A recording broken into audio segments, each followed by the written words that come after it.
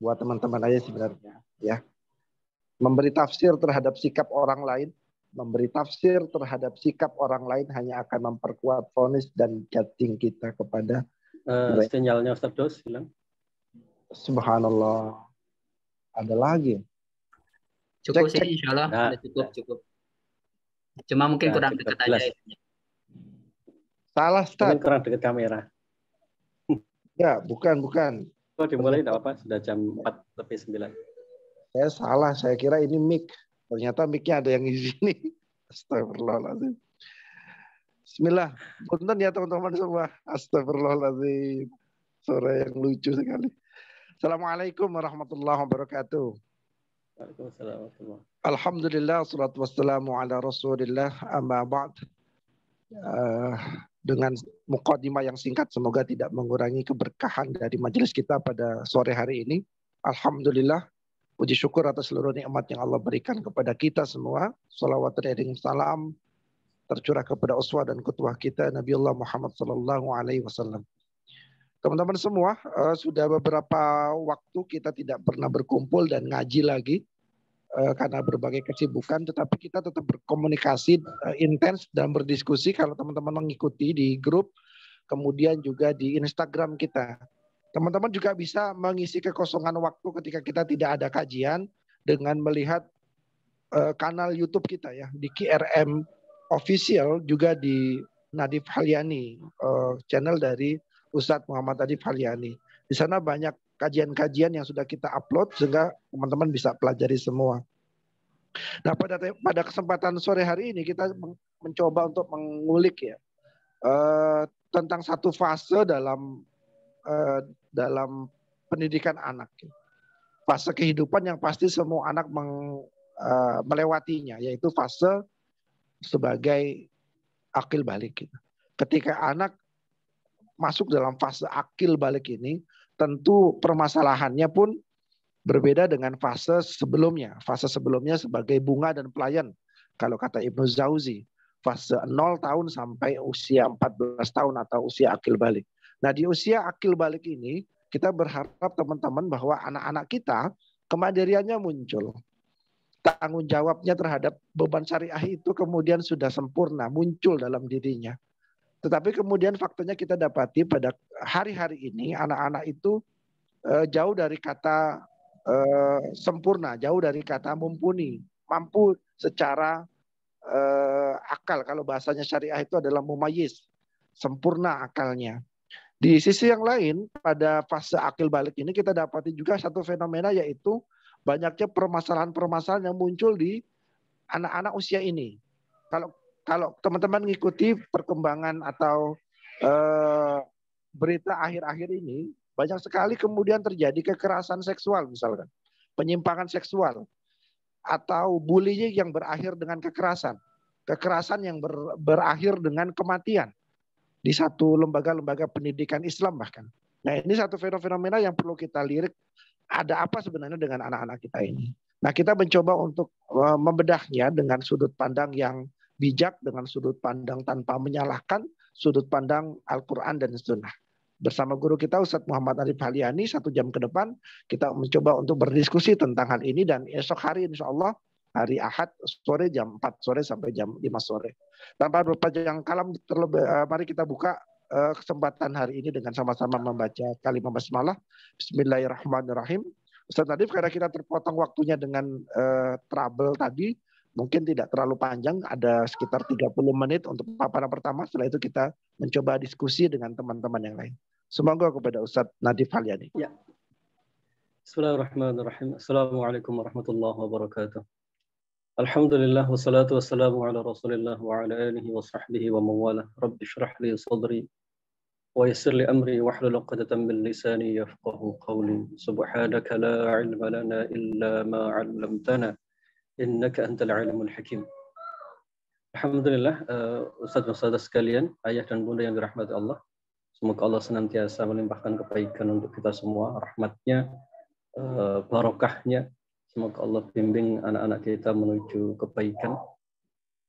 Dan senantiasa kita harapkan kebaikan yang sempurna untuk anak-anak kita di tengah perjalanan mereka menuju penyempurnaan usia mereka.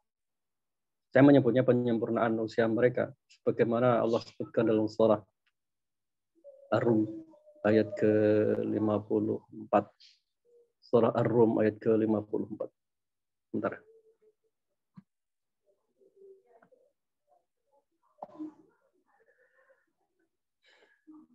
A'udzu billahi minasyaitonir rajim. Allahu alladzi khalaqakum min dha'fin tsumma ja'ala min ba'di dha'fin quwwah tsumma ja'ala min ba'di quwwatin dha'fan wa syaibah. Allah lah yang menciptakan kamu dari keadaan lemah, kemudian Allah menjadikan kamu dalam keadaan lemah itu, setelah keadaan lemah itu menjadi kuat, kemudian Allah menjadikan setelah kuat itu keadaan lemah. Imam Ibnu Katsir ketika beliau menjelaskan fase lemah yang pertama ini adalah fase mulai dari kandungan hingga menuju akil balik. Itu fase yang disebut lemah karena memang mereka tidak punya kemampuan untuk memutuskan atas hidupnya sendiri. Secara fisik lemah, akalnya mungkin juga lemah, sehingga sebagian transaksi di antara mereka pun tidak berlaku. Jadi mereka secara fisik lemah, secara akal lemah. Tetapi faktanya nanti akan ada masanya mereka memasuki fase yang kedua, yaitu kuat setelah lemah. Nanti fase ketiga memasuki fase lemah, yang setiap orang akan mengalami fase itu fase menua. Wasyaibah itu fase di mana rambutnya sudah mulai beruban. Kita ini semua memasuki 3 fase itu, cepat atau lambat, kita berada di fase itu. Nah, anak-anak itu dan kita posisinya ada di tengah itu. Anak-anak itu meninggalkan fase lemah pertama, di mana akalnya belum sempurna, ilmunya belum sempurna, kemampuan emosinya juga belum sempurna. Kemudian mereka dibekali di fase lemah itu menuju fase yang kedua. Nah, kita itu berada di fase kedua itu. Fase kedua itu fase mencapai puncak kesempurnaan. Puncak kesempurnaan ini ada beberapa tafsir kalau kaitannya dengan surah Al-Ahqaf ayat ke-15. Ada yang menyebutkan usia 30, 33, kemudian 40 tahun, dan lain sebagainya. Intinya adalah ini fase, di tengah itu fase yang mereka sedang mau memasukinya, dan kita telah memasukinya. Ini kita sama anak-anak ini, anak-anak yang sedang lulus SD ya, mau masuk SMP. Mereka sedang memasuki fase itu. Dan kurang lebih mungkin pikirannya dan kemampuannya sama dengan kita di masa lalu. Ayah dan bunda yang dirahmati Allah, yang membuat kita sebenarnya resah adalah karena kita telah memasuki fase ini, fase kedua ini, dan kita tahu dinamika yang ada di fase itu. Kita merasakan dinamika di fase kedua ini. Kita sebagai orang tua, kita tahu yang namanya keburukan, kita tahu yang namanya kebaikan, kita tahu yang namanya gejolak emosi, kita tahu namanya menindas, menzalimi, kita tahu yang namanya memperturutkan hawa nafsu. Semua keburukan itu tergambar di fase kedua ini, fase kekuatan. Di situ memang kita punya akal untuk meraih apa yang kita mau. Di situ kita punya kekuatan secara fisik untuk mengambil apa yang kita inginkan. Di fase kedua ini. Nah, kita sedang mencoba menoleh ke belakang karena di belakang kita ternyata salah satu dari anak kita sedang memasuki fase kedua, yang kita telah ada di fase itu. Jadi ini yang mungkin membuat kadang batin kita gelisah. Karena kita sedang memasuki sebuah fase yang kita sama-sama tahu betapa rumitnya di fase ini, betapa beratnya mencari nafkah, betapa beratnya menjaga silaturahim, menghadapi keburukan di sekitarnya, dan lain sebagainya. Ini fase yang ada dan kita rasakan sekarang. Dan anak-anak itu yang telah melewati fase pertama, mereka sedang menuju fase ini. Saya ingin garis bawahi poin ini terlebih dahulu supaya kita punya keresahan yang sama agar mereka memasuki fase ini dengan perhatian lebih dari kita. Ya, kalau sekarang coba kita renungkan diri kita masing-masing memasuki fase ini, kita tahu ya bagaimana jungkir baliknya batin kita dari waktu ke waktu, sejak lulus sekolah dulu, kemudian menikah, punya anak. Saya yakin kita tahu tuh gejolak yang ada dalam keseharian kita masing-masing. Kalau kita kemudian disuruh menoleh ke belakang, di ujung sana, di belakang sana itu, ada salah satu di antara anak kita yang sedang meniti 1-2 langkah menuju fase itu. Itulah yang akhirnya kita sebagai orang tua perlu banyak berbincang dengan mereka. Nanti kita akan melihat di fase ini beda dengan fase sebelumnya, fase lemah. Fase lemah itu tidak banyak dialog, tidak banyak ngobrol. Tapi di fase kedua ini, kita seperti menuntun orang, kita seperti naik sebuah gunung gitu. Kita sudah sampai di tengah menuju puncak, dan di bawah kita melihat anak kita sedang mulai menapakkan kakinya ke sana. Apa kira-kira yang akan kita lakukan? Tentu yang akan kita lakukan adalah memberikan semua informasi yang telah kita lalui tadi sepanjang perjalanan itu. Betul ya? Ini fase yang kita cepat atau lambat akan masuk ke fase bersama anak kita, berada di fase yang sama. Pemahaman yang kedua, di fase yang sama ini berarti kita akan punya skill yang sama, punya kemampuan yang sama. Bisa jadi nanti kita akan berjalan bersama, anak itu naik ke gunung tadi, tiba-tiba kita berjalan bersama dengan dia. Itu fase kedua. Lalu kemudian nanti kita akan masuk ke fase ketiga, yaitu fase lemah. Fase lemah itu di mana kita mulai menurun secara akal, secara fisik kita mulai melemah. Kita tidak mampu lagi mendampingi anak naik ke puncak gunung tadi. Kita hanya bisa mendoakan dari tempat yang jauh, mendorongnya, mengarahkannya. Nah, kita menuju fase itu. Di satu sisi kita akan menuju fase lemah, karena kita sudah usia, mungkin di antara kita ada 40 lebih, 50. Kita mau masuk ke fase lemah itu. Sementara kita melihat anak kita sedang menuju fase kedua. Ayah dan bunda yang dirahmati Allah, di fase ini berarti kalau kita perhatikan 3 tadi ya, fase lemah, fase kuat, lalu fase lemah lagi. Berarti di sini yang harus kita lakukan adalah kita harus banyak memberikan semua yang kita tahu kepada mereka tentang apa yang terjadi di fase kedua itu. Ini logika alami. Jadi misalnya kita pernah pergi ke Surabaya atau ke Jakarta misalnya, lalu anak kita sedang melangkahkan kakinya menuju sana, saya yakin yang kita lakukan adalah kita akan ceritakan semua tentang perjalanan menuju Jakarta atau Surabaya itu. Di sana ada apa, kemudian bagaimana cara cepat untuk menuju titik yang kita tuju. Semua kita sampaikan. Jadi secara alami sebenarnya, nanti kita akan lihat di salah satu kisah, di kisahnya Nabi Ismail alaihissalam bersama Nabi Ibrahim. Salah satu faktor terpenting di fase ini adalah ayah dan bunda sedang menuju fase yang sama dan harus banyak ngobrol dengan anak-anak. Jadi fase ini begitu, harus banyak ngobrol, harus banyak diskusi. Karena di fase ini kita berada di tempat yang sama dengan mereka. Kalau kemarin anak-anak itu, mereka waktu usia sebelum balik, mereka berada di tempat yang tidak sama dengan kita. Sehingga kita nyantai pun tidak ada masalah. Tapi sekarang mereka akan memasuki fase yang sama dengan fase yang sedang kita jalani sendiri. Dan tiba-tiba nanti kita melemah dan mereka berjalan sendiri. Maka sekali lagi, fase ini kita harus banyak menoleh ke belakang. Analoginya seperti naik ke gunung tadi. Menoleh ke belakang, lalu melihat seberapa langkah mereka. Harus banyak mengevaluasi, harus banyak ngasih informasi. Karena rute yang sedang mereka lalui ini pernah kita lalui. Gitu ya, ayah dan bunda sekalian. Ini rute yang pernah kita lalui. Oleh karena itu sebenarnya ayat ini memberikan kabar gembira kepada kita. Tidak ada orang tua yang tidak bisa mendidik anaknya. Karena ini hanya soal perjalanan waktu. Yang satu sedang memasuki, lalu kita sedang meninggalkan. Tidak ada orang yang tidak bisa mendidik anaknya. Hanya soal dia mau menyampaikan apa yang pernah dia lalui atau tidak. Jadi ayah dan bunda sekalian, mari kita tinggalkan surah ini dengan satu keyakinan, apa yang telah kita lalui di fase kedua ini bermanfaat untuk mereka. Sampaikan apa yang kita tahu di fase ini, di fase kedua ini, semua liku-likunya kita sampaikan ke mereka. Kenapa? Karena mereka memasuki fase ini tanpa ilmu, tanpa bekal. Karena mereka sedang meniti langkah-langkah pertamanya. Mereka belum tahu rasanya menanjak ke gunung dengan terjal, itu mereka belum tahu. Rasanya lelahnya itu belum tahu. Jadi pada fase ini ayah dan bunda harus lebih banyak diskusi dengan mereka. Mari kita lihat di surah As-Saffat ayat 102. Di situ sebenarnya ada juga di surah Yusuf, cuman saya lebih tertarik di surah As-Saffat ayat 102 karena di situ Imam Qurtubi menjelaskan lebih detail tentang fase-fase, tentang definisi usia di fase itu. Surah As-Saffat ayat ke 102. Kalau di tafsir Ibnu Katsir, falamma balagha ma'ahu sa'ya, jadi maka tatkala anak itu yaitu Nabi Ismail alaihissalam pada waktu itu telah bisa berusaha bersama Ibrahim, maka saat itulah kemudian Nabi Ibrahim menyampaikan perihal mimpinya. Kapan menyampaikan mimpinya itu? Peristiwa terjadi penyembelihan itu. Pada waktu beliau disebut oleh Allah Subhanahu wa taala, "Falamma balagha ma'ahu sa'ya." Ketika anak itu sampai pada umur sanggup berusaha.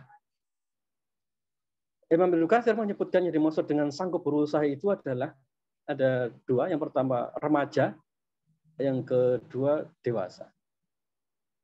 Saya lebih cenderung fase remaja karena itu lebih detail disebutkan oleh Imam Qurtubi di dalam tafsir beliau. Beliau menyampaikan yang dimaksud dengan falamma balagha ma'ahu sa'ya, kata Imam Al-Mujahid, maksudnya adalah seorang pemuda yang dia bisa berusaha bersama Ibrahim. Jadi karakter anak baligh tadi yang telah memasuki fase kedua, ya fase 1 ditinggalkan, memasuki fase kedua, itu sebenarnya dalam jiwa mereka sudah punya satu kekuatan, yaitu dia bisa bekerja. Dia bisa berusaha bersama sang ayah. Dia berusaha bersama sang ayah. Ini yang disebutkan oleh Imam Al-Mujahid. Kemudian Imam Qurtubi mengutip pendapat yang lain. Waktu itu, yaitu Nabi Ismail alaihissalam berusia 13 tahun. Jadi kalau tadi maksudnya secara kualitatif anak itu bisa bekerja. Jadi anak-anak usia memasuki usia kuat yang kedua. Kenapa disebut sebagai kuat itu? Sebenarnya karena salah satunya dia sudah bisa bekerja. Jadi anak-anak yang memasuki fase balik itu sebenarnya dia punya kekuatan yang lebih. Tapi mungkin kita menyangka ini masih anak-anak.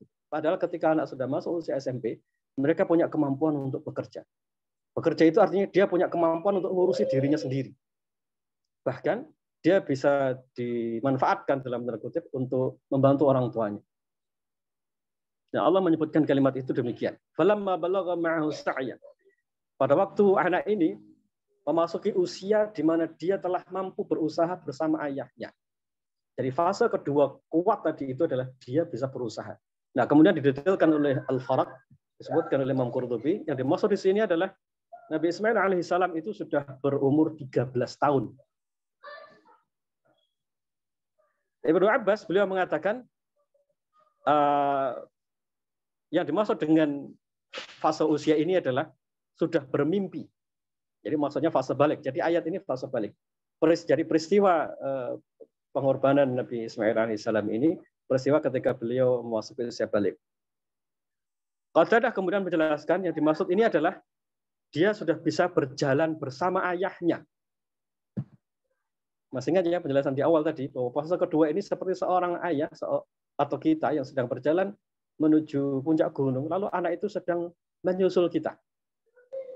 Jadi cepat atau lambat kita akan bersama mereka.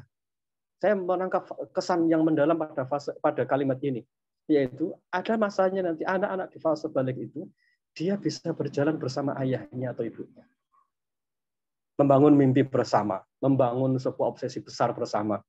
Itu bisa anak di usia itu, dan itu yang ada dalam pikirannya. Secara alami itu yang ada dalam pikirannya. Dia bisa bersama orang lain. Makanya kalau dia tidak bersama orang tuanya, paling dia akan bersama temannya. Betul ya? Jadi kalau dia tidak bersama orang tuanya, pasti dia menemukan satu lagi, yaitu bersama temannya. Karena secara alami, anak memasuki fase kuat itu, dia ingin bersama orang lain. Fase kuat itu dia sedang menuju titik puncak tadi itu. Salah satu karakternya adalah dia bisa berjalan bersama orang lain. Dan alaminya dia mencari orang lain untuk berjalan bersamanya. Makanya kemudian dia akan menemukan kawan baru, menemukan komunitas baru, menemui, ya kalau di sekolah-sekolah umum mungkin ada yang tertarik dengan lawan jenis dan lain sebagainya.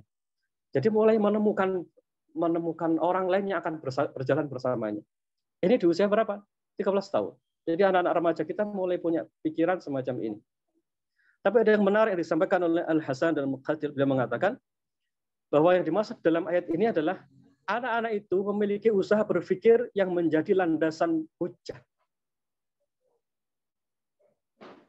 Jadi anak-anak di usia ini, mereka itu punya cara berpikir sendiri. Mereka bisa menyimpulkan sendiri. Mereka merumuskan sendiri hujah atau alasan ketika mereka mau melakukan sesuatu. Jadi anak-anak di usia itu, mereka bukan sekedar mengekor, tapi mereka bisa mengikuti sebuah hujah. Jadi kalau misalnya orang tua mengajarkan sesuatu yang sangat positif di usia ini, maka mereka akan menemukan hujah yang sangat baik.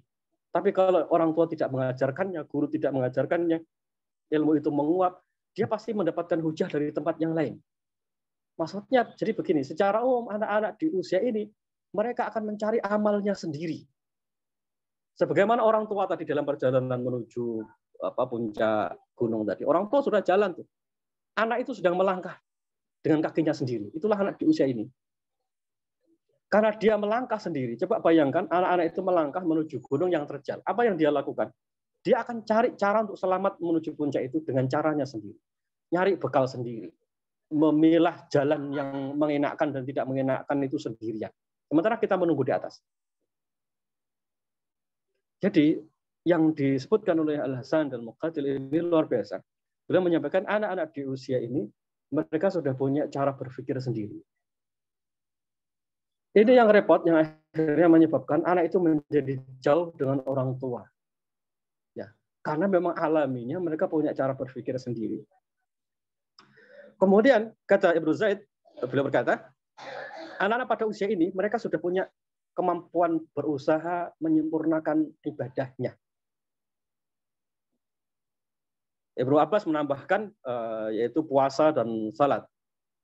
Jadi anak-anak di usia ini sebenarnya mereka sudah punya keputusan sendiri, sudah punya kemampuan sendiri untuk membuat hidupnya itu religius atau tidak religius.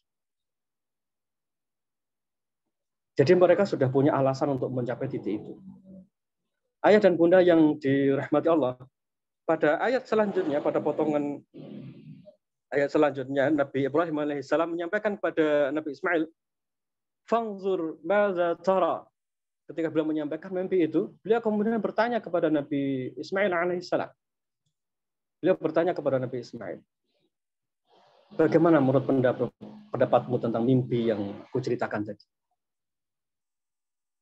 Yang menarik yang disampaikan oleh Imam At-Tabari dalam tafsir beliau tentang hal ini. Ada orang yang bertanya, berarti waktu itu Nabi Ibrahim sedang membuat kompromi dengan anaknya terhadap perintah Allah. Kata Imam At-Tabari, tidak demikian cara memahaminya. Tetapi yang dilakukan oleh Nabi Ibrahim adalah beliau sedang memastikan anandanya. Ya, saya ulangi, beliau sedang memastikan anak-anaknya. Untuk mengetahui apakah dia teguh terhadap keputusan itu, apakah ia akan sabar terhadap perintah Allah, ataukah dia justru akan mengingkari perintah itu. Namun pada hakikatnya, Nabi Ibrahim tetap dengan keputusannya bahwa beliau akan menjalankan perintah Allah itu apapun kondisinya. Ini yang disebutkan oleh Imam At-Tabari.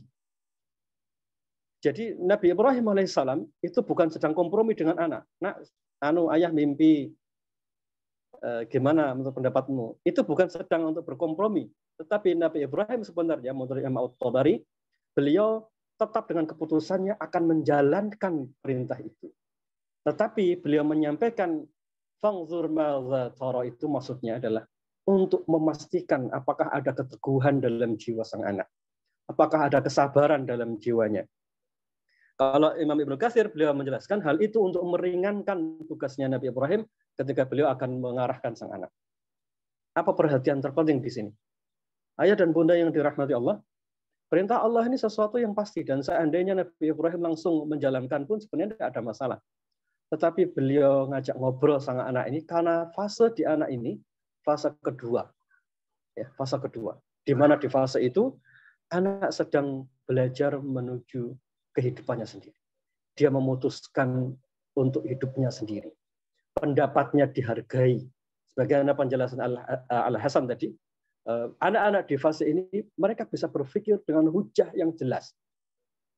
Jadi ayah dan bunda yang dirahmati Allah, dengan melihat penjelasan dari para mufassir ini, mulai dari Imam At-Tabari, kemudian Imam Qurtubi, kemudian Imam Ibnu Katsir, anak-anak di usia balik itu, anak-anak yang sebenarnya secara akal mereka telah sempurna bisa memahami sesuatu.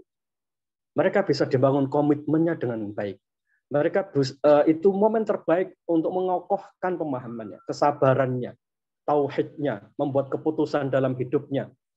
Itu makanya kemudian Nabi Ibrahim alaihissalam memastikan hal itu terlebih dahulu. Karena ada fasenya nanti ketika dia sudah memasuki fase sempurna kekuatannya, dia harus memutuskan sendiri.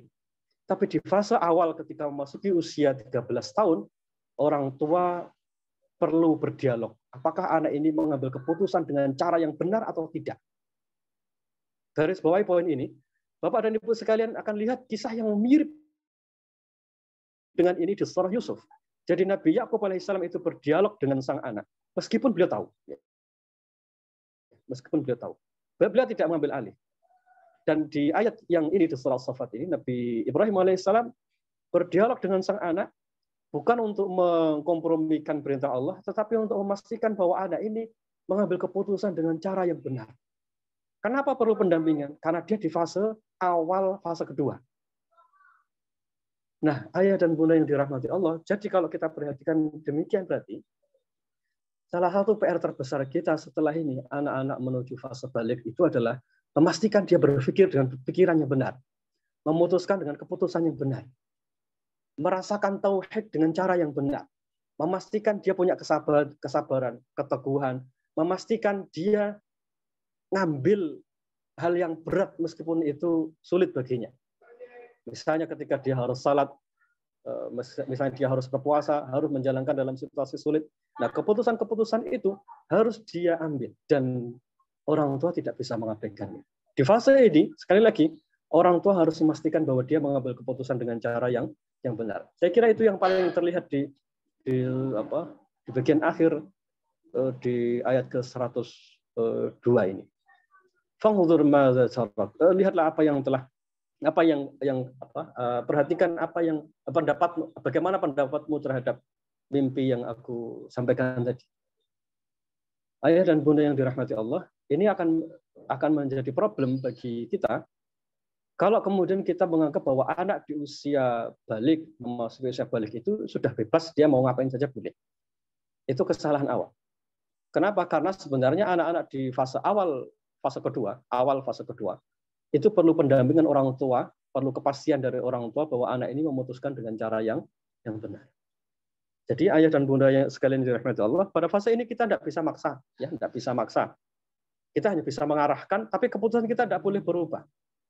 Saya seringkali menemukan pertanyaan dari teman-teman yang ada di grup tentang anaknya yang bingung mau mondok atau enggak, kemudian sholatnya bagaimana. Saya perlu kompromi atau tidak? Sebenarnya kalau kita lihat dari cara berpikirnya Nabi Ibrahim tadi, itu keliru sekali. Jadi orang tua itu tetap dengan keputusannya bahwa yang terbaik adalah anak itu misalnya dia sekolah di sekolah Islam atau sekolah mondok. Tapi cara komunikasinya ini yang seringkali diabaikan. Nah ini tidak bisa mendadak. Tiba-tiba sekolah langsung kita ambil keputusan, itu tidak bisa. Atau misalnya tiba-tiba anak itu memasuki SMP lalu kita suruh ambil keputusan sendiri, itu yang berat.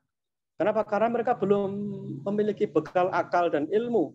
Mereka juga tidak tahu apa baiknya sekolah ini dan sekolah itu. Mondok itu apa? Kenapa orang tua berpikir lebih baik mondok misalnya? Misalnya kita berpikir, kenapa anak perlu kita sarankan mondok? Karena kita pernah sekolah di yang namanya sekolah umum, gitu ya. Kita sarankan, nak kamu jangan di sekolah umum. Itu karena kita pernah sekolah umum. Ini proses seperti kita yang sedang naik ke gunung tadi, lalu kita menoleh ke belakang, kita bilang, jangan lewat situ nak, karena ayah sudah lewat situ. Nah, anak tidak tahu, yang di bawah itu tidak tahu. Kenapa saya harus ke kanan atau ke kiri, dia tidak tahu. Makanya kalau anak di usia itu disuruh mengambil keputusan sendiri, itu pasti keliru. Pasti ada peluang salah. Itulah sebabnya yang dilakukan oleh Nabi Ibrahim alaihissalam, beliau memastikan bahwa anaknya itu seiring dengan keputusan orang tua. Yang kedua, pertanyaan beliau kepada Nabi Ismail adalah untuk memastikan bahwa anak ini ternyata sudah terbangun dalam dirinya ketaatan kepada Allah, kemudian keteguhan, kesabaran, dan lain-lain. Jadi ringkasnya apa nih yang harus kita lakukan sebagai orang tua memasuki fase ini? Dengan memahami semua yang tadi disebutkan oleh para mufassir tadi, kita tahu cara berpikir mereka ya. Anak-anak ini tidak bisa dilepas. Kalau mereka tidak mendapatkan referensi dari orang tua, dia pasti nyari referensi dari orang lain. Kalau dia tidak menemukan pertimbangan dari orang tua, dia pasti mencari pertimbangan dari orang lain. Di situ egonya sedang muncul karena dia sedang berlatih untuk menapaki hidupnya sendiri. Maka di situ orang tua perlu banyak dialog. Jadi kalau pertanyaannya, apa kontribusi terbesar saya Pak sekarang di fase balik? Banyak dialog, banyak pertimbangan. Berikan banyak pertimbangan kepada anak. Tapi berikan kesempatan dia untuk berpikir, karena dia sudah punya akal untuk memutuskan hidupnya sendiri dengan hujah yang benar. Jadi begitu, ayah dan bunda yang dirahmati Allah. Kalau ini kita lakukan, maka insya Allah kita akan menemukan hal-hal yang baik dengan anak-anak, dan anak itu akan nurut dengan kita.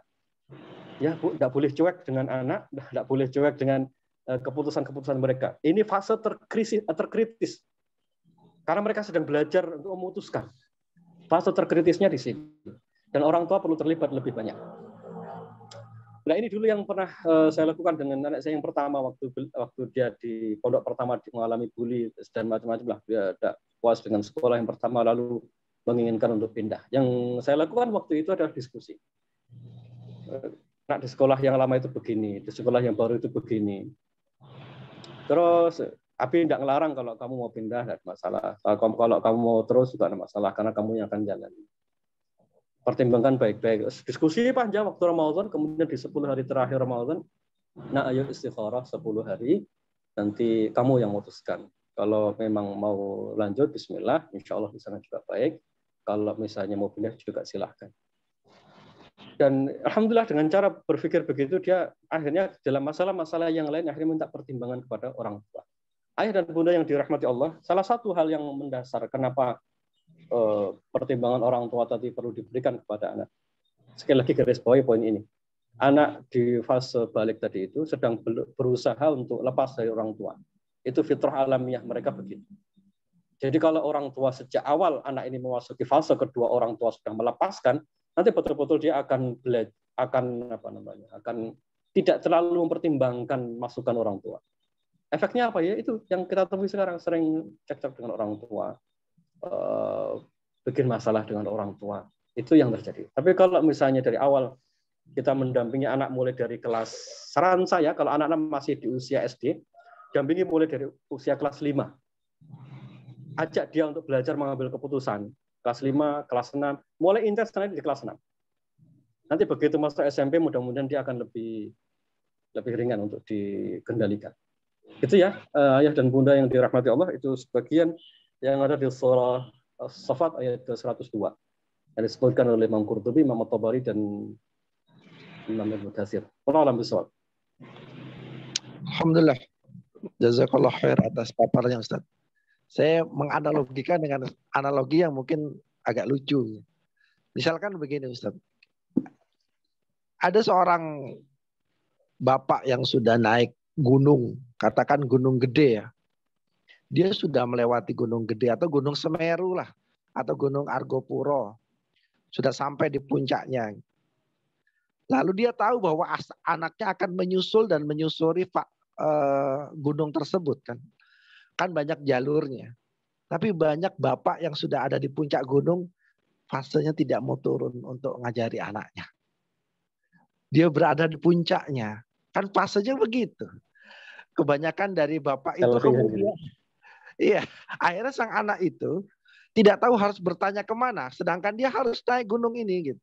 Nah itu yang kemudian memang naluri sang anak di fase tersebut, karena dia mau tidak mau harus menapaki sang gunung itu, dia harus bertanya kepada orang yang pernah menapaki gunung tersebut. Ya repotnya kemudian resikonya adalah dia bisa bertanya pada orang yang punya pengalaman yang lain. Sama-sama mendaki gunung, ternyata dia mendaki gunungnya bukan gunung Argopuro atau gunung Semeru. Yang dia naikin adalah gunung Rinjani misalkan. Sehingga tidak kenal medannya atau apa. Sehingga bisa jadi salah kaprah. Nah teman-teman semua, kita pernah mengalami fase ini ya. Fase menjadi remaja, dewasa muda, kuliah. Mungkin teman-teman yang pernah nakal-nakalnya dulu. Atau kita lah gitu ya. Pernah nakal-nakalnya dulu, pernah ngerasain gimana gak enaknya kena hukum. Atau kita pernah ngerasain susahnya ketika kuliah di jurusan tertentu, harus begini yang dipersiapkan, harus itu yang dipersiapkan. Itu kan kemudian modal yang kita dapatkan selama perjalanan hidup kita. Dan itu penting sekali untuk diajarkan kepada sang anak. Pertanyaannya dan persoalannya adalah terkadang banyak di antara kita yang kemudian untuk mengajarkan itu ada gapnya Ustaz, ada masalahnya. Nah itu yang kemudian tadi saya tangkap terakhir ya. bangun sejak jauh-jauh hari, sejak fase SD. Kalau kita kalau bahasa Ibu Zauzi sebenarnya sejak fase sebelumnya ya, fase bunga dan pelayan itu menjadi titik krusial untuk anak itu landingnya ketika masuk dalam fase balik itu betul-betul landing yang smooth, landing yang bagus. Nah ini buat teman-teman semua. Saya bersyukur misalkan pada salah satu anak saya yang sulung ya, ketika beliau dia ada di SMK Telkom bertanya, ya aku perlu pendapat ini, saya harus mencalonkan diri lagi menjadi ketua OSIS atau tidak. Itu Masya Allah ya, saya ketika ditanya seperti itu saya langsung berpikir, alhamdulillah anak ini masih menjadikan orang tuanya menjadi tempat kembali, menjadi sumber referensi. Nah itu mungkin teman-teman semua pesan dari Ustadz Nadif sebenarnya lebih gamblang kepada ayo kita sebagai orang tua hadir di fase awal ketika anak mulai masuk fase balik ini. Orang tuanya harus mau hadir, harus mau repot. Kalau fase kemarin, fase bunga dan pelayan kemarin banyak masalahnya, nggak terlalu smooth gitu, ya sekarang ditebus gitu. Banyak bersama, banyak ngobrol, trekking bareng, macam lah, banyak hal yang bisa dilakukan. Mungkin itu Ustadz ya, tentang pentingnya kita hadir dan memastikan anak ini di fase awal ini sudah siap belum. Kalau belum siap ya kita mau tidak mau harus turun gunung untuk mendampinginya, kan begitu ya. Jangan kemudian apa bahasa saya, gampang wes, pokoknya naik aja, pokoknya ikutin aja jalannya itu nanti ketemu, kan repot. Mau belok kanan, belok kiri, tahu-tahu tersasar dan sebagainya. Itu yang banyak terjadi. Nah, kita miris ya, misalkan saya miris sekali ya, misalkan gini, pada beberapa kasus akhir-akhir ini, yang masuk ke HP saya dan masuk ke ruang konsultasi kita itu tentang fase remaja ini banyak kekerasan seksual dan penyimpangan seksual itu mulai terjadi pada anak-anak usia balik, bahkan anak prabalik, Ustaz.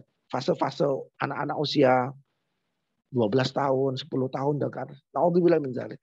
Apa yang bisa menjelaskan fenomena ini dari sudut pandang parenting sebenarnya?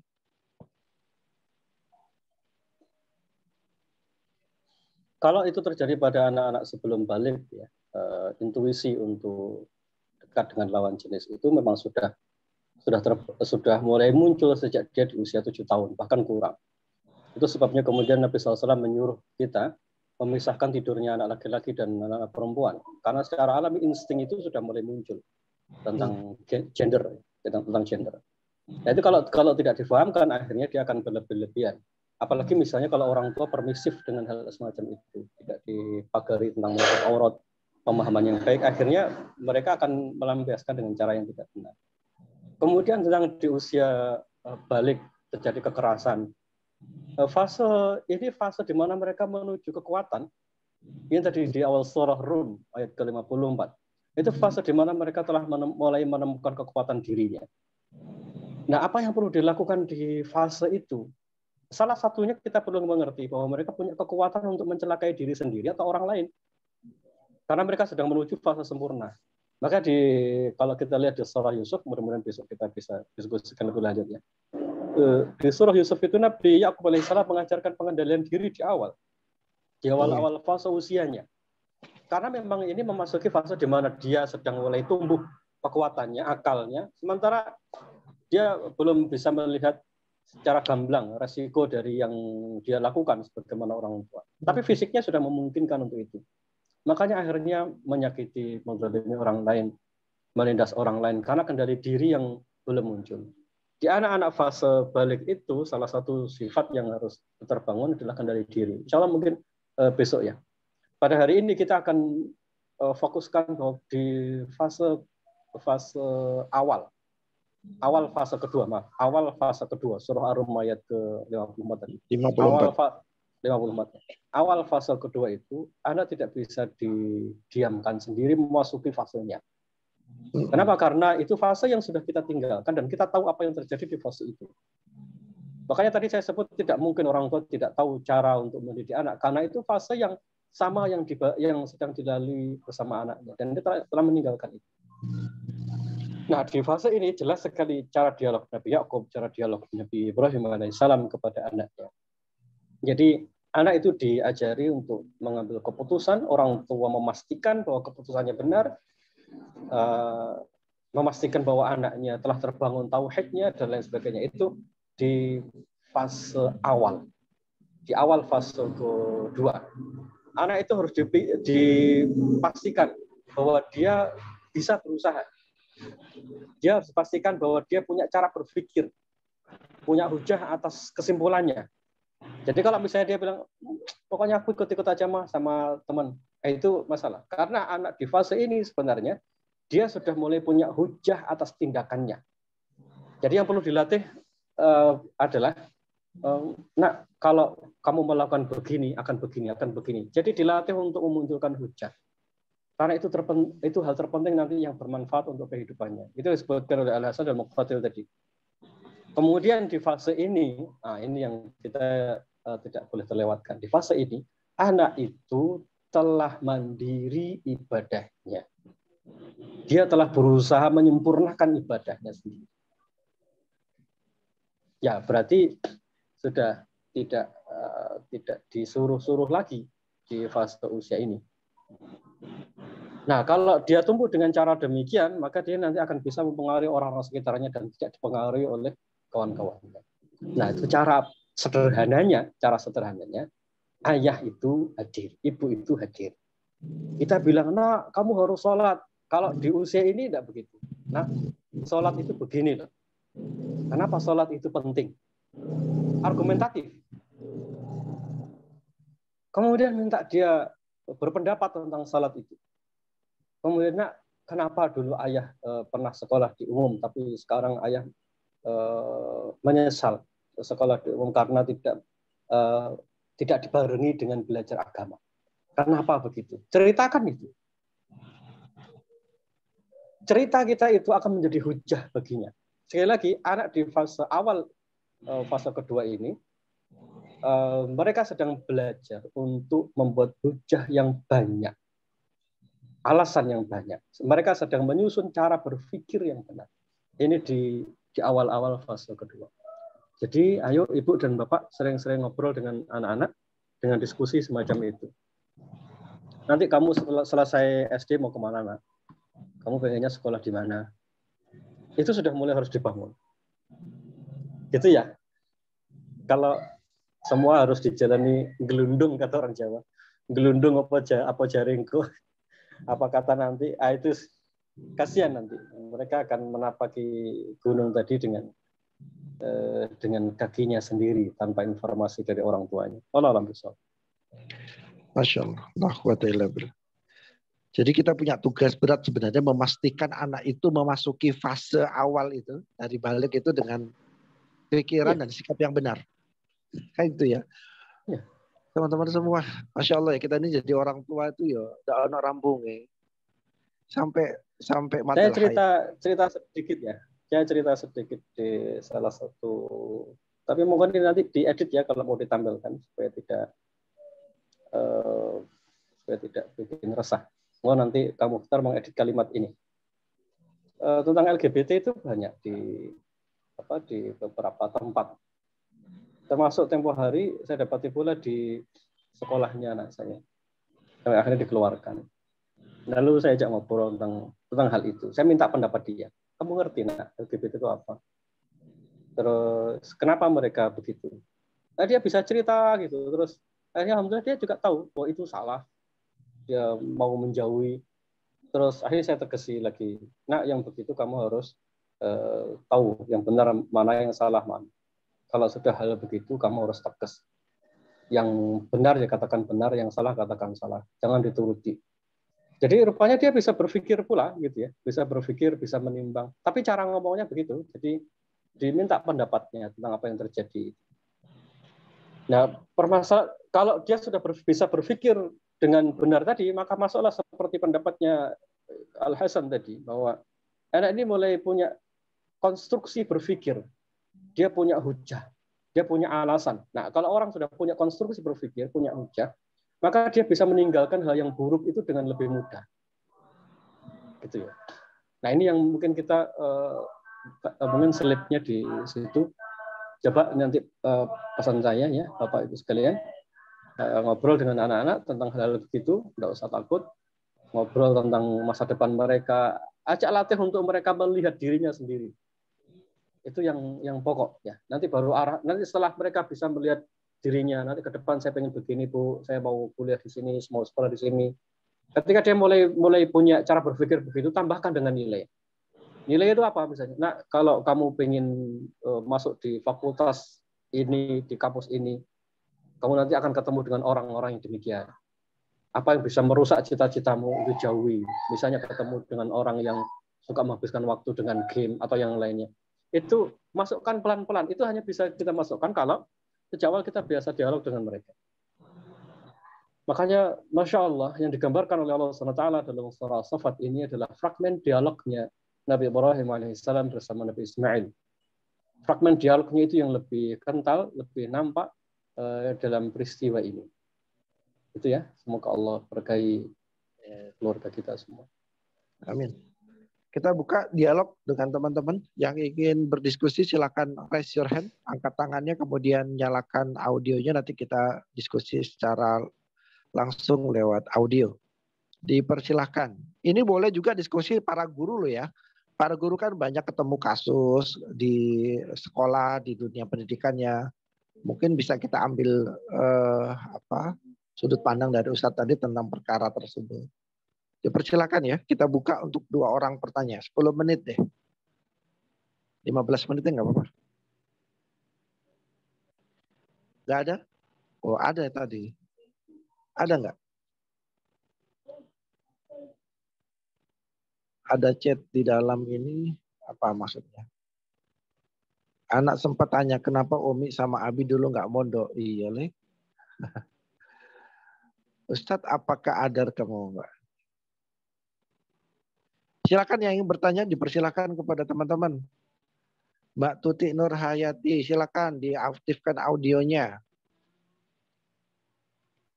Bismillahirrahmanirrahim. Assalamualaikum warahmatullahi wabarakatuh.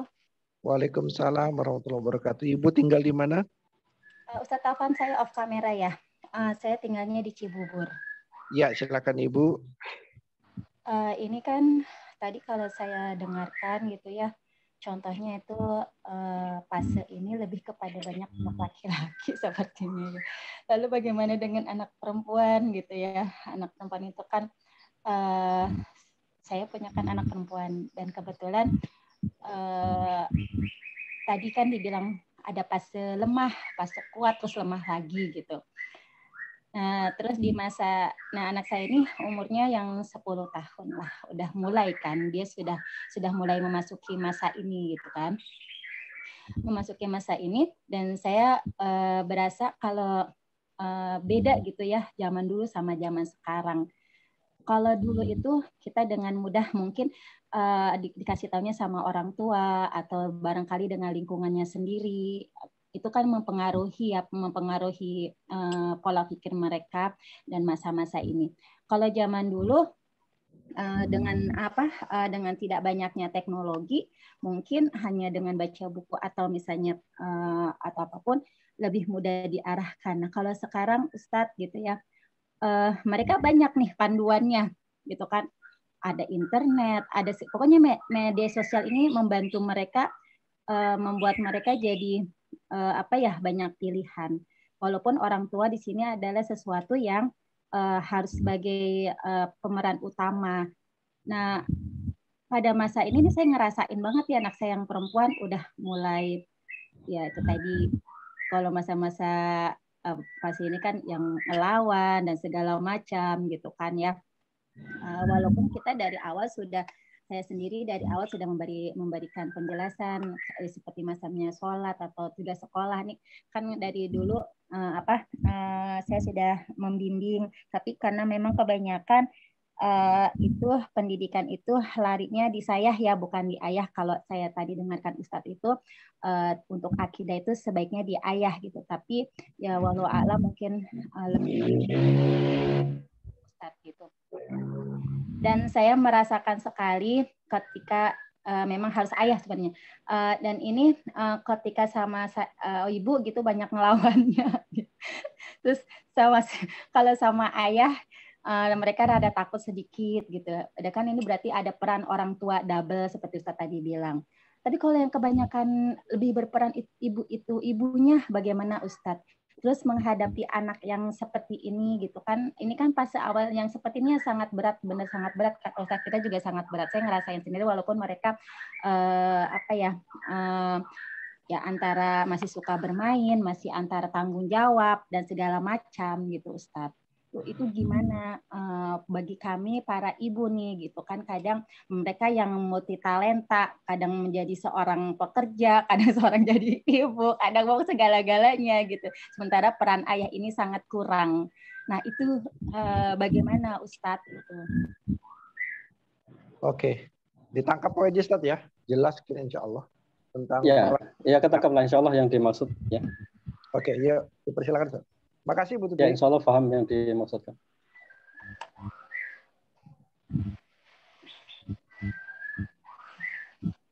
Yuk, baik, Ibu. Baik, untuk anak perempuan bagaimana? Anak perempuan kurang lebih sama sebenarnya, karena dia di fase yang sama, yaitu fase kedua. Dia sedang menuju fase kuat jadinya. Dan anak-anak di fase kuat itu, sekali lagi, kalau laki-laki tadi secara fisik, kemudian akalnya, mohon dibantu di mute dulu yang lainnya, biar enggak mengganggu suaranya. Mohon bantuan suaranya di mute dulu. Baik, anak-anak yang sedang masuk ke fase kuat itu, mohon admin bantu mematikan suara.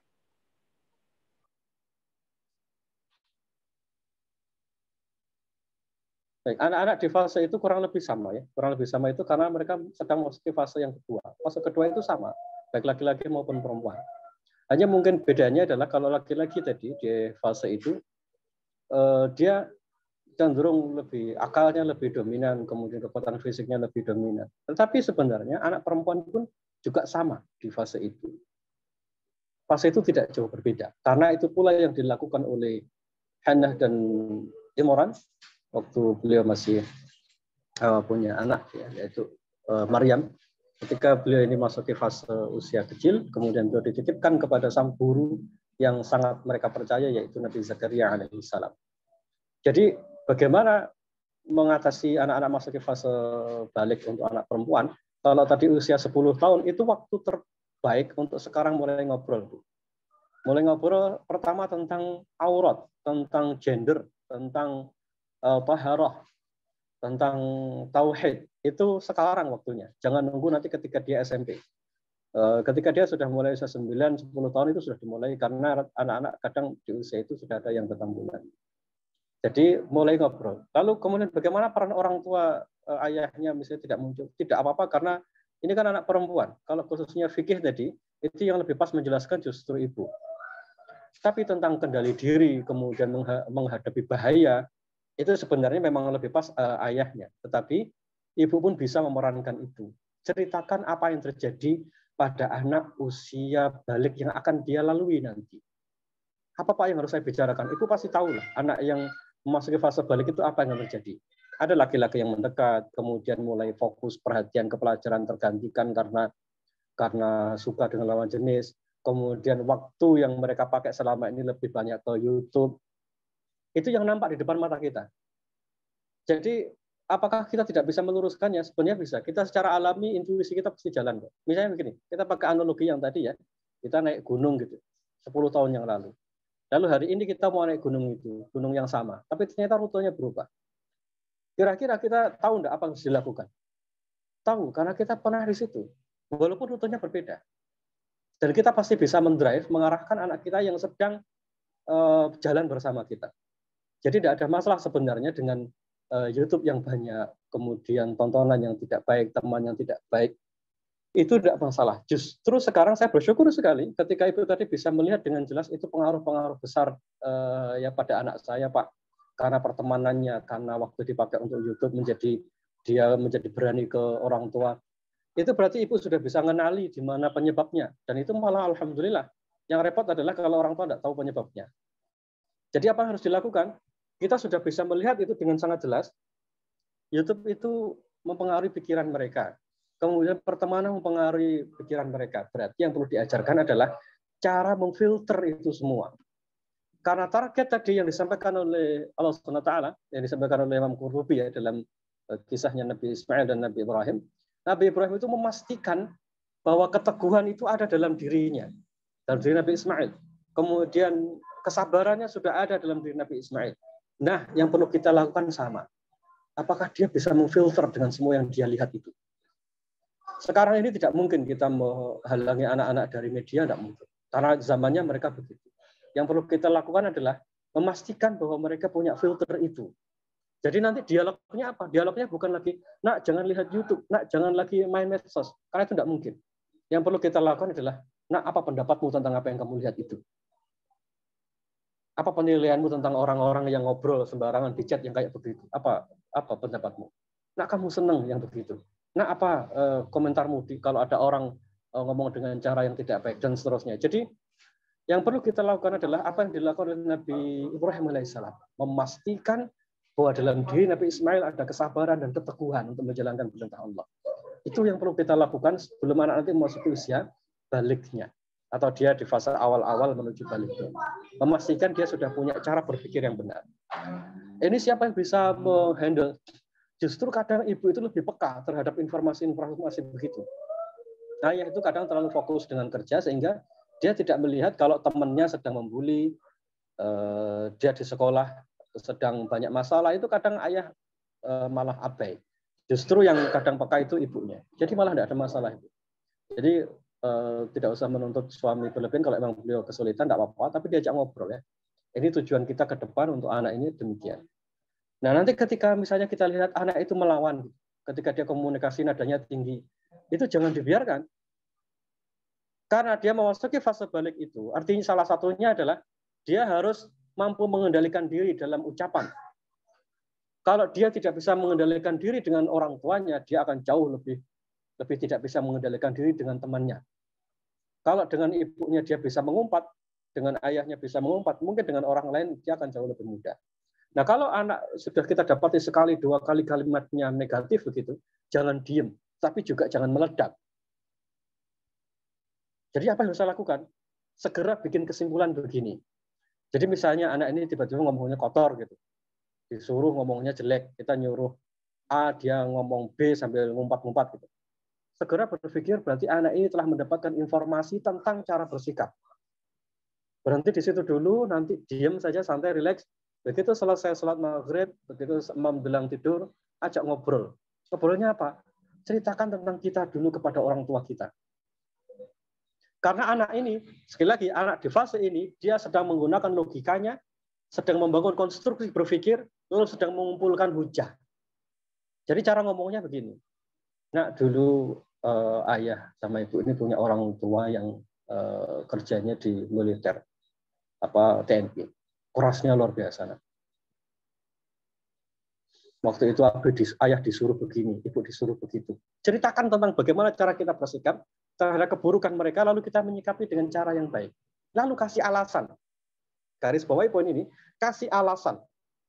Karena tadi disebutkan oleh alasan tadi, bahwa anak-anak di fase ini sedang berusaha mengumpulkan argumen terbanyak. Kalau dia mengumpulkan argumen jauh lebih banyak dari kita, dia nanti akan menjauhi kita. Itu repotnya. Makanya berikan argumen terbanyak. Nak, dulu kenapa ibu sama ayah ini diam waktu diomelin sama bapak sama ibu? Ya karena begini, nak. Ceritakan. Supaya dia mengerti sudut pandang yang berbeda. Jangan langsung bilang, nak, kamu sama orang tua enggak boleh ngomong keras. Itu nanti. Pada step kedua. Tapi berikan argumen dulu pelan-pelan, berikan argumen. Lalu setelah itu baru terakhir tentang, nak, ada yang membuat hidup ayah dan ibu sekarang ini menjadi berubah. Menjadi banyak pertolongan yang Allah berikan. Salah satunya karena dulu ayah sama ibu ini biasa sabar menahan diri ketika orang tua kami bersikap buruk. Lalu baru sampaikan, maka tahan diri. Cari kalimat yang baik. Kalau setelah itu misalnya mengucapkan kalimatnya masih negatif, apakah boleh kita menghukum? Usia 10 tahun ke atas itu boleh dihukum. Nanti bikin kesepakatan, nak, kalau nanti kamu melakukan itu lagi, tapi itu di ujung ya, bukan di awal. Karena yang kita inginkan adalah membangun argumen yang lebih banyak dalam batinnya. Nanti di bagian akhir baru kita sampaikan, nak, nanti kalau kamu ulangi lagi semacam itu, uang sakumu dikurangi. Itu cara komunikasinya. Jadi tidak ada masalah dengan ayah yang mungkin kurang hadir, tapi idealnya sekali lagi memang lebih baik dengan sang ayah bareng-bareng. Tapi cara komunikasinya diubah kayak tadi, Bu ya. Pahami, cermati pelan-pelan ketika anak ngobrol itu di usia-usia ini itu bukan sekedar spontanitas, tetapi spontanitasnya dia, ngomongnya dia, sikapnya dia itu pasti dengan argumen. Maksudnya dengan argumen itu artinya ada yang mendasari dalam pikirannya, entah yang dia lihat, entah yang dia diajar oleh temannya, gitu. Itu yang terlihat dalam penjelasan dari Al Hasan tadi di Tafsir Qurtubi. Mungkin begitu.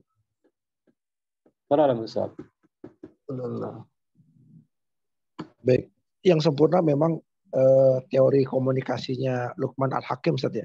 Ketika Luqman mengendorse, mengangkat sang istri. Saya pernah dalam situasi seperti itu. Ketika si sulung berkata keras dengan intonasi cukup keras kepada ibundanya. Itu saya nggak pakai tedeng aling-aling, saya panggil dia, duduk. Bahkan duduknya saya bilang duduk di bawah. Kayak begitu. Kamu boleh kasar seperti apapun dengan siapapun, tapi tidak dengan ibumu. Panjang itu sampai nangis-nangis dia. Sekarang kamu sebelum minta maaf ke ayah, minta maaf sama bunda. Minta ridhonya, minta itu lama lagi. Jadi sang ayah memprotek sang bunda tetap ada porsinya, sang anak pun kemudian paham dan akhirnya semuanya clear dengan baik. Sebenarnya itu hanya luapan emosi sang anak sebenarnya saat itu. Jangan kadang kan begitu. Jadi kita jangan langsung menjudge, tapi memang kita harus hadir meluruskannya dengan meluruskan itu harus. Jadi kalau nanti kalimatnya salah ya, itu harus disampaikan, harus diluruskan. Kalau memang keliru harus diluruskan. Tidak boleh hanya ini haknya anak, dia nanti akan tahu sendiri. Tidak boleh. Orang tua itu meluruskan apa yang keliru. Harus dilakukan. Bagaimana anak yang tidak menjalankan salat, dia boleh dihukum karena dia tidak menjalankan salatnya. Jadi jangan diam. Ya, yang bisa ngomong begitu misalnya ayahnya itu lebih baik. Kalau misalnya istri kesulitan, latihan. Gitu. Jadi nanti kalau ngomongnya sudah mulai tidak enak gitu, duduk, diajak ngobrol yang tegas. Itu boleh, itu benar. Itu bukan kolot, itu bukan jadul. Ya memang begitu. Yang namanya salah itu harus diluruskan. Karena kalau dia tidak diluruskan oleh kita, dia akan diluruskan di luar sana oleh orang lain yang tanpa belas kasihan. Nah, ngeri ya. Itu kan ya? Nah, itu yang ngeri. Wah, ini banyak yang mau nanya sampai 5 orang, Masya Allah. Tak lihat dulu ya siapa yang sudah habis ini waktunya. Ini hampir maghrib di Probolinggo. Saya lagi di Satu lagi. Iya. Yang besok ya. Tadi kan ibu-ibu ya, sekarang yang bapak-bapak. Jadi yang besok itu ada 4 orang yang masih ngantri ya. Bu Junaya, Bu Dina, Bu Novi sama Pak Eko. Hari ini Mas Dirsan dulu selaku pengajar. Silakan Mas Dirsan. Bismillah, izinkan untuk apa nih, curhat atau apa ya? Masya Allah. Gini Ustaz, puluhan kasus yang kita temui justru di lapangan gini, terutama nanti di usia fase yang ketiga ya, atau fase yang kedua. Jadi mereka itu justru ini masih bisa terdengar Ustaz? Terdengar, bagus suaranya. Oh ya, jadi mereka itu melewati fase-fase itu dengan tidak baik. Artinya setelah muncul dari peristiwa kemudian sekarang pengaruh dari peristiwa-peristiwa yang dia lewati, mulai dari rata-rata ini yang ini broken home atau yang memang orang tuanya tidak ada, sehingga fase-fase itu sudah terlewat sehingga kita ketemui itu ketika mereka sudah besar.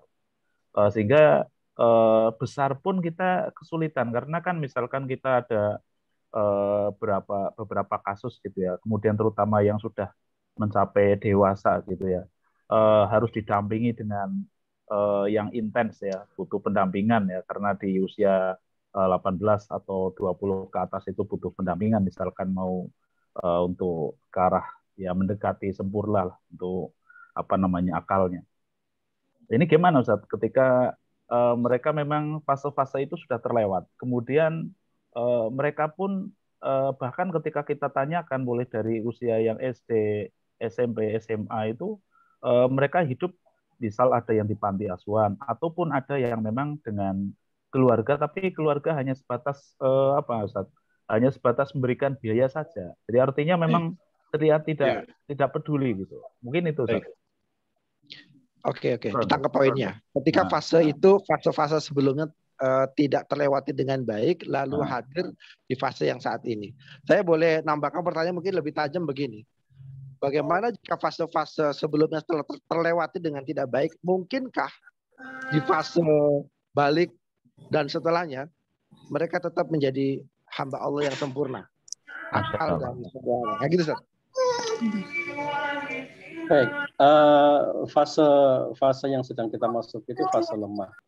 Fase lemah. Jadi ketika mereka sedang menuju fase terkuatnya nanti usia 20 tahun ke atas, kita sedang memasuki fase lemah kita. Saya berkeyakinan bahwa orang-orang yang sedang memasuki fase lemah itu mereka dalam pendampingan Allah SWT. Orang-orang yang sedang dalam fase lemah itu mereka sedang dalam pendampingan Allah SWT. Pasti akan ada bantuan Allah untuk memperkuat orang-orang yang lemah itu. Maka kalau kita orang tua, kita keluarga, atau kita guru melihat anak-anak yang begini, satu spiritualitas kita dulu harus dibangun. Sebut mereka dalam doa-doa kita, karena itu yang paling mendasar. Itu yang tidak ada teorinya di luar. Selebihnya kan teknis tentang cara komunikasi. Tapi yang tidak ada itu adalah kekuatan doa. Mulai sekarang, bangunlah sebuah harapan besar bahwa doa itu bisa mengubah sesuatu. Karena begitu banyak orang-orang soleh terdahulu itu yang mereka berubah disebabkan karena doa dari orang tuanya atau doa dari orang-orang soleh yang telah mendoakannya. Dan itu bukan hal yang mustahil. Jadi walaupun secara teori disebutkan oleh Ibnul Jauzi usia 20 tahun ke atas itu susah, ya berat, karena perlu pendampingan yang maksimal, tetap saja bangunlah sebuah keyakinan bahwa Allah lah yang membolak-balikkan hati, Allah lah yang akan mengubah semuanya. Nanti amalkan surah Al-Ahqaf ayat ke-15.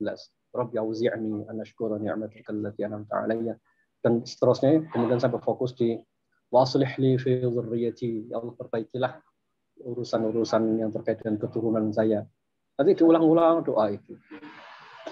Lalu kemudian bagaimana di fase ini?